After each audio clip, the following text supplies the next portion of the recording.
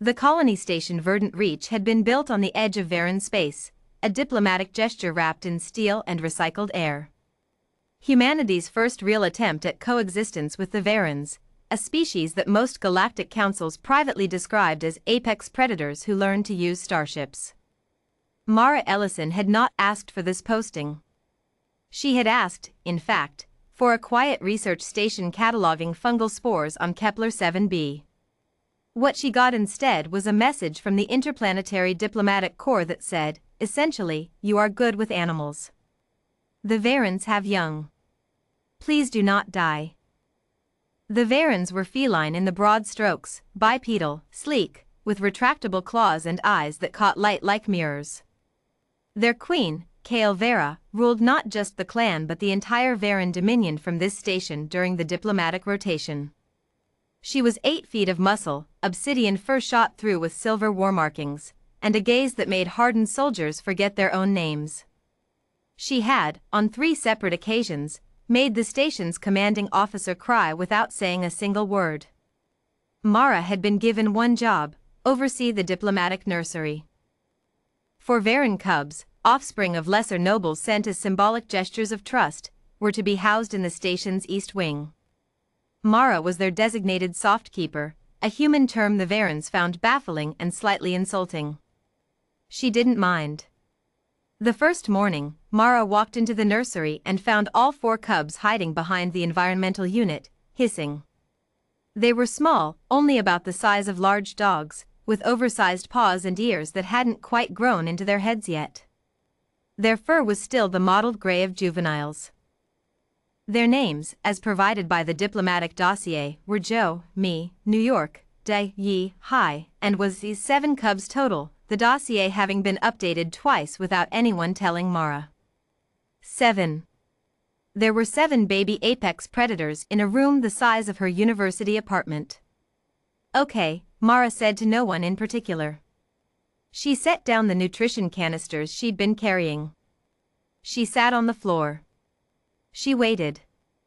Joe, the largest, identifiable by a torn ear, crept out first.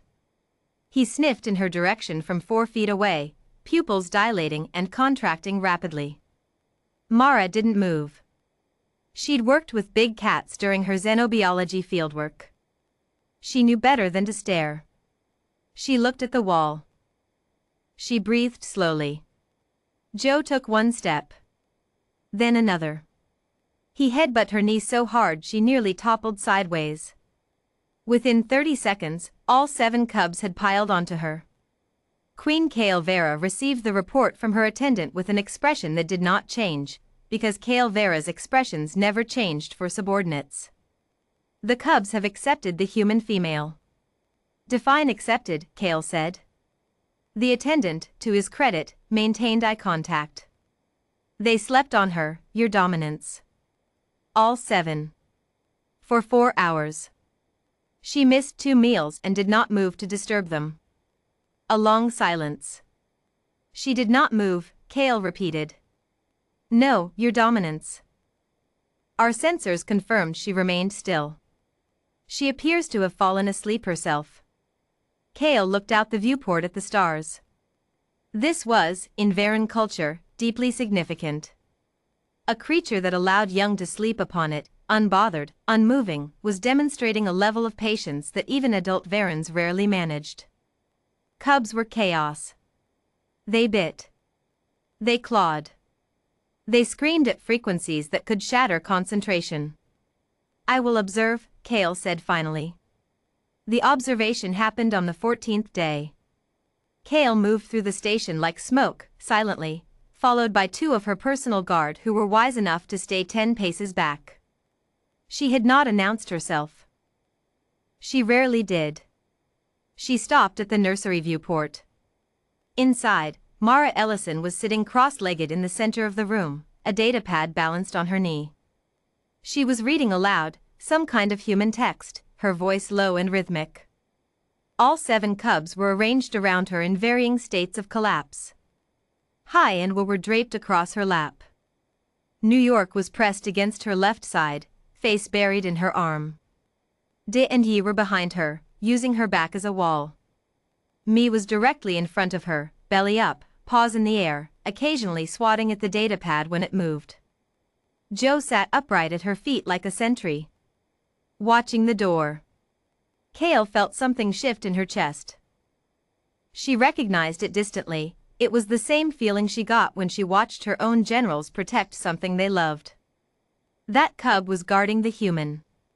Kale pressed the entry panel before she fully decided to. The door slid open.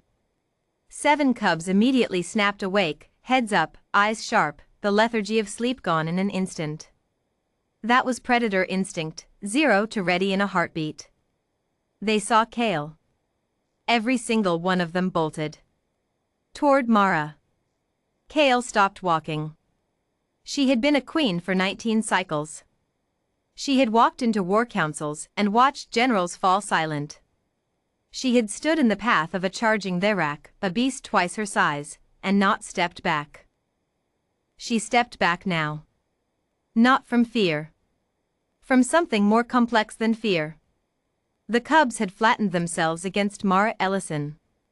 Joe was in front, small body rigid, making a sound in his throat that was almost a warning growl. At Kale. His queen. Hai and Wa had their faces pressed into Mara's sides. New York had grabbed her arm with both forepaws. Mara herself had gone very still, one hand moving slowly to rest on Joe's back. Easy, Mara said quietly. To Joe. To all of them. Easy. It's okay. Joe did not relax. But he stopped growling. Kale stood in the doorway of her own station's nursery and processed what she was seeing. The cubs, her people's cubs, had chosen a human body as safety. Not the guards outside. Not the diplomatic staff. Not Kale herself, dominant and known and Varen. The human. You have, Kale said slowly, made yourself into a refuge. Mara looked up. She met Kale's eyes, which very few creatures did on purpose, and said, with complete calm, they just needed somewhere to land. Kale did not leave immediately.